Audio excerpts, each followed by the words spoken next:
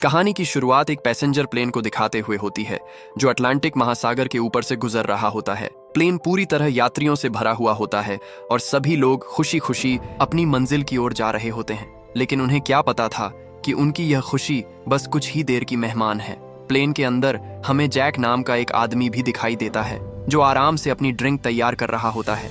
लेकिन तभी अचानक प्लेन जोर जोर से हिलना शुरू हो जाता है। झटके इतने भयंकर होते हैं कि बिना सीट बेल्ट वाले यात्री उछलकर प्लेन की छत से जा टकराते हैं। तेज तूफान प्लेन को पूरी तरह से नियंत्रण से बाहर कर देता है। अंदर बैठे यात्री बुरी तरह घबरा जाते हैं। हवा के जबरदस्त दबाव की वजह से कुछ ही देर में प्लेन पूरी तरह नियंत्रण से बाहर हो जाता है और एक अनजान तथा खौफनाक द्वीप की ओर बढ़ने लगता है। देखते ही देखते प्लेन उस द्वीप के घने पेड़ों से टकराना शुरू कर देता है, जिससे उसकी रफ्तार कुछ कम हो जाती है। लेकिन बार बार टकराने की वजह से कुछ ही सेकंड में प्लेन के अंदर एक भयानक विस्फोट हो जाता है।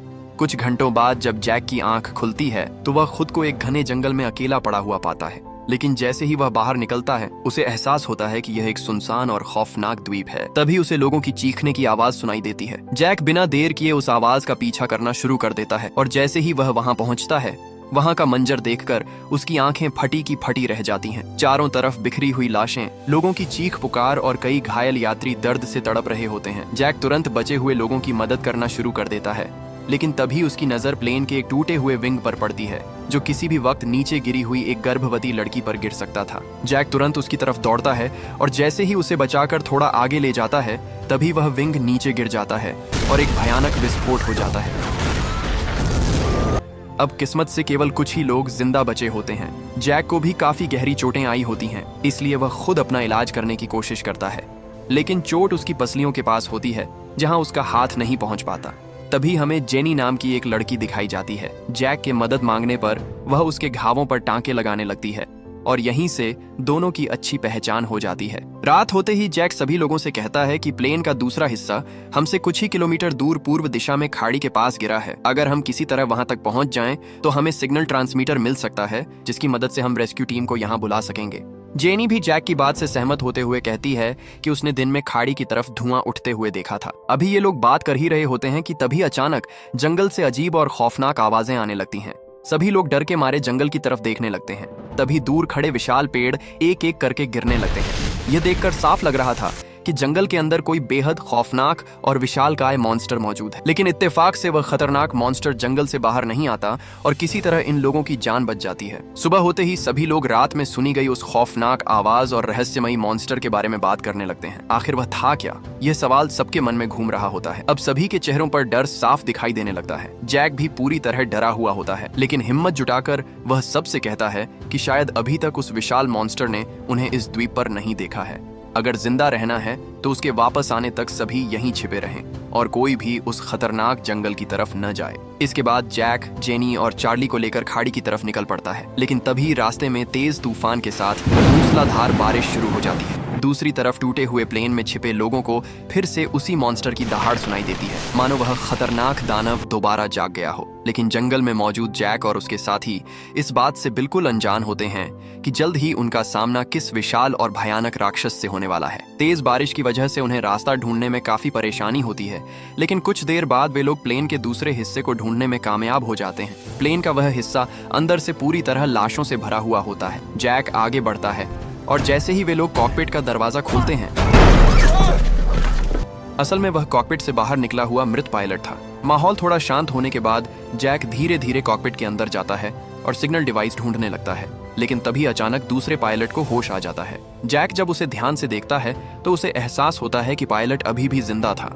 हैरानी की बात यह थी कि इतने बड़े हादसे के बावजूद उसे कोई गंभीर चोट नहीं आई थी, जबकि उसके साथ वाला पायलट और बाकी यात्री अपनी जान गंवा चुके थे। होश में आते ही पायलट जैक को प्लेन क्रैश के पीछे छिपी सच्चाई बताने लगता है। वह बताता है कि जैसे ही उनका जहाज इस रहस्यमयी समुद्री इलाके में दाखिल हुआ, सभी सिग्नल अचानक गायब होने लगे। खतरा महसूस करते हुए उसने तुरंत कमांड सेंटर से संपर्क करने की कोशिश की, लेकिन उसी समय एक रहस्यमयी और बेहद शक्तिशाली तूफान ने पूरे जहाज को अपनी गिरफ्त में ले लिया और कुछ ही पलों में प्लेन 2 टुकड़ों में टूटकर इस सुनसान द्वीप पर आ गिरा। पायलट अपने अनुभव के आधार पर बताता है कि इस समय वे सभी लोग धरती की जानी पहचानी दुनिया से हजारों किलोमीटर दूर अटलांटिक महासागर के बीच मौजूद किसी अनजान द्वीप पर फंसे हुए हैं। तभी उसे अचानक याद आता है कि प्लेन में एक बैकअप वायरलेस सिस्टम भी मौजूद है, जिसका इस्तेमाल इमरजेंसी सिग्नल भेजने के लिए किया जाता है। उसकी रेंज लगभग 500 किलोमीटर होती है। अगर किस्मत ने साथ दिया तो वे अपने आसपास मौजूद किसी जहाज तक मदद का संदेश पहुंचा सकते हैं। लेकिन जब सभी लोग मिलकर उस सिस्टम को जांचते हैं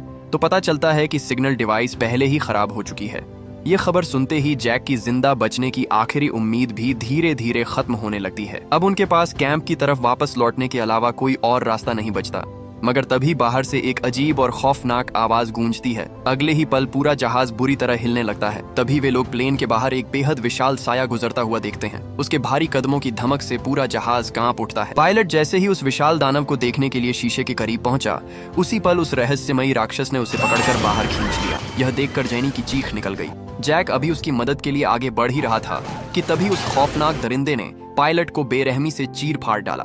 पायलट की मौत के बाद वहां का माहौल पहले से भी ज्यादा डरावना और दहशतनाक हो गया। लेकिन इससे पहले कि वे समझ पाते कि आखिर बाहर क्या है, जहाज एक बार फिर जोर जोर से हिलने लगा और तभी अचानक वह किसी ऊंचे पेड़ से फिसलता हुआ सीधा नीचे आ गिरा। जैक ने एक पल भी बर्बाद नहीं किया। जैसे ही उसके हाथ सिग्नल डिवाइस लगी, उसने तुरंत उसे उठाया और जंगल की ओर दौड़ पड़ा। तेज तूफानी बारिश के बीच पीछे से आती खौफनाक दहाड़ों ने तीनों को बुरी तरह डरा दिया था। बारिश इतनी तेज थी कि वे उस खतरनाक दानव को ठीक से देख भी नहीं पा रहे थे।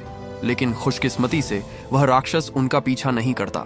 जब उन्हें यकीन हो गया कि फिलहाल खतरा टल चुका है, तब तीनों ने राहत की सांस ली और कैंप की तरफ वापस चल पड़े। लेकिन कैंप पहुंचते ही उनका सामना एक नए बवाल से हुआ।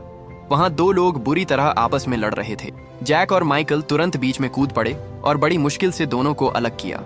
जब लड़ाई की वजह पूछी गई तो पता चला कि जेम्स को पूरा यकीन था कि प्लेन क्रैश के पीछे कर्ली का ही हाथ है। उसका कहना था कि प्लेन के जिस हिस्से में कर्ली बैठा हुआ था, वहां मौजूद सभी यात्री मारे जा चुके थे और केवल वही अकेला जिंदा बचा था। यह इल्जाम सुनते ही कर्ली का गुस्सा 7वें आसमान पर पहुंच गया और माहौल फिर से गर्मा गया। लेकिन जैक ने किसी तरह दोनों को शांत कराया। इसके बाद उसने सभी को बताया कि उन्हें सिग्नल डिवाइस तो मिल गई है, लेकिन उसकी हालत बेहद खराब है। अगर उन्हें इस सुनसान द्वीप से मदद मंगवानी है तो सबसे पहले उस मशीन को ठीक करना होगा। लेकिन वहां मौजूद किसी भी व्यक्ति को ऐसी डिवाइस ठीक करना नहीं आता था। ये सोचकर जैक की उम्मीदें टूटने लगीं। अभी आखिर में कर्ली आगे बढ़ा और बोला कि वह इसे रिपेयर कर सकता है। मगर उसकी बात पूरी भी नहीं हुई थी कि जेम्स फिर से उस पर ताने कसने लगा। इस बार जैक का सब्र जवाब दे गया। उसने सख्त लहजे में जेम्स को चुप रहने का आदेश दिया। जैक के चेहरे पर इतना गुस्सा देखकर जेम्स ने भी बहस करना ठीक नहीं समझा और खामोश हो गया। दरअसल कर्ली पहले सेना में कम्युनिकेशन ऑफिसर रह चुका था और यह सिग्नल डिवाइस भी सैन्य प्रणाली का हिस्सा थी, इसलिए उसके लिए इसे ठीक करना ज्यादा मुश्किल नहीं था।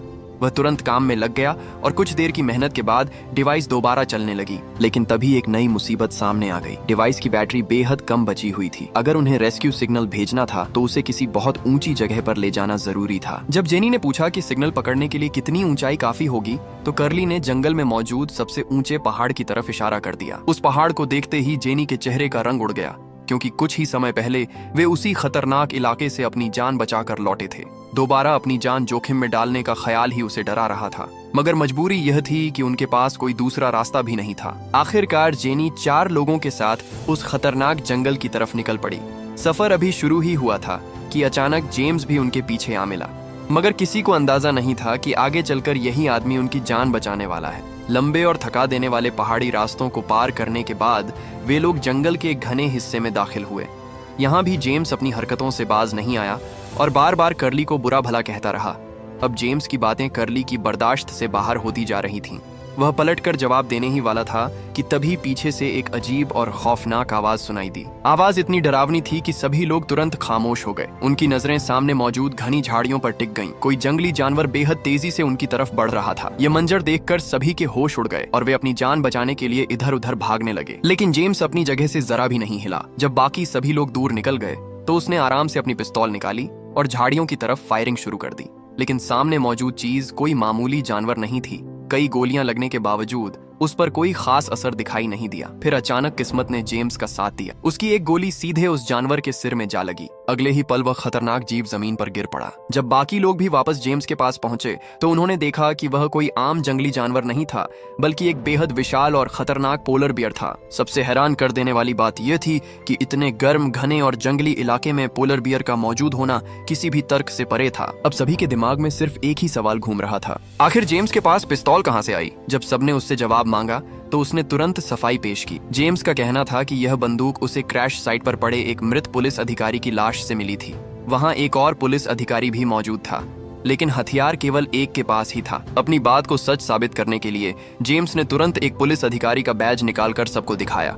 यह देखकर लोगों का शक काफी हद तक दूर हो गया और पूरा समूह दोबारा पहाड़ी इलाके की तरफ बढ़ने लगा। अभी वे लोग पहाड़ की तरफ आगे बढ़ ही रहे थे कि अचानक सिग्नल डिवाइस ने पूरी ताकत के साथ नेटवर्क पकड़ लिया। ये देखते ही कर्ली ने तुरंत रेस्क्यू सिग्नल भेजने की कोशिश की, लेकिन अगले ही पल उसे एक बेहद अजीब बात का एहसास हुआ। रेस्क्यू फ्रीक्वेंसी पहले से ही सक्रिय थी। इसका मतलब बिल्कुल साफ था, इस सुनसान द्वीप पर उनके अलावा भी कोई और मौजूद था जो मदद के लिए सिग्नल भेज रहा था। यह बात किसी के लिए भी समझना आसान नहीं थी। इतनी वीरान और दुनिया से कटी हुई जगह पर आखिर दूसरा इंसान आया कहां से हो सकता था? सभी लोग इसी रहस्य में उलझे हुए थे कि तभी सिग्नल डिवाइस के स्पीकर से अचानक एक महिला की आवाज सुनाई दी। ध्यान से सुनने पर पता चला कि वह फ्रेंच भाषा बोल रही थी। ये सुनते ही सभी के चेहरों पर उम्मीद की चमक लौट आई। सबको लगा कि शायद पास में मौजूद किसी फ्रेंच नौसैनिक जहाज ने उनका सिग्नल प्राप्त कर लिया है। शायद यह लोग इनकी मदद के लिए आ जाएं। फौरन ग्रुप की उस लड़की को बुलाया गया जो फ्रेंच समझ सकती थी, लेकिन चंद ही सेकंड बाद सबकी उम्मीदें टूटकर बिखर गईं। वो कोई रेस्क्यू टीम नहीं थी, बल्कि मदद के लिए लगाई गई एक पुरानी रिकॉर्डिंग थी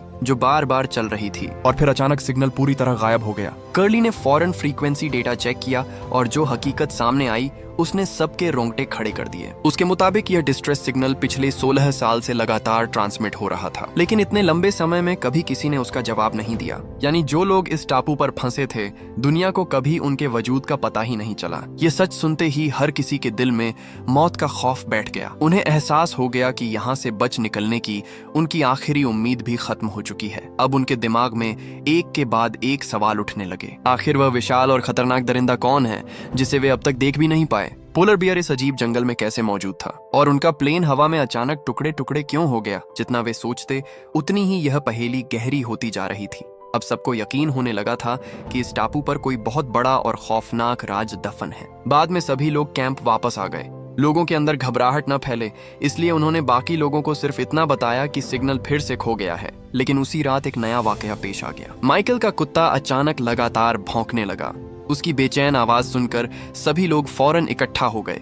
जैक ने टॉर्च उठाई और एहतियात के साथ अंधेरे की तरफ रोशनी डालनी शुरू की, मगर उसे सिर्फ घना अंधेरा और अजीब आवाजें ही सुनाई दे रही थीं। जेम्स का सब्र टूट चुका था। उसने बिना कुछ सोचे सर्च लाइट ऑन कर दी। रोशनी फैलते ही सभी लोग हैरान रह गए। अंधेरे में कई बड़े जंगली सुअर छिपे बैठे थे। उन्हें देखते ही लोग घबरा कर पीछे हट गए। मगर हैरानी की बात यह थी कि सुअरों ने हमला करने के बजाय जंगल की तरफ भागना बेहतर समझा और कुछ ही पलों में नजरों से ओझल हो गए। उनके जाते ही सभी ने राहत की सांस ली। लेकिन अगली सुबह एक और मुसीबत उनका इंतजार कर रही थी। प्लेन से बचा हुआ सारा खाना खत्म हो चुका था। ये सुनते ही जेम्स का गुस्सा फूट पड़ा। उसने इल्जाम लगाया कि मोटा आदमी जरूरत से ज्यादा खाना खा रहा है।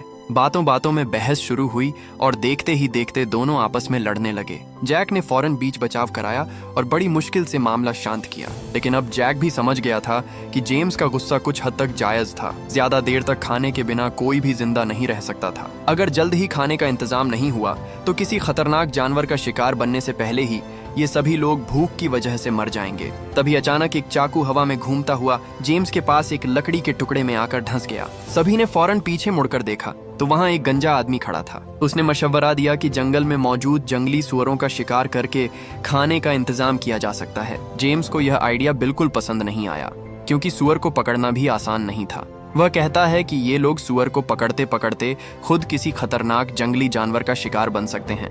फिर जैक ने भी जेम्स का साथ देते हुए कहा कि इतने बड़े सुअर को सिर्फ एक चाकू से मारना नामुमकिन है। मगर गंजे आदमी ने जवाब देने के बजाय अपना सूटकेस खोल दिया। अगले ही पल उसने अंदर से कई तेज धार वाले चाकू निकालकर सबके सामने रख दिए। इतने सारे हथियार देखकर जेम्स भी हैरान रह गया, क्योंकि अब इन लोगों के पास शिकार करने और अपनी हिफाजत करने दोनों के लिए हथियार मौजूद थे। फिर बिना देर किए गंजा आदमी अपने साथ माइकल और जेनी को लेकर जंगल की तरफ रवाना हो गया। काफी देर तक वे घने पेड़ों के बीच सुअरों के निशान तलाश करते रहे।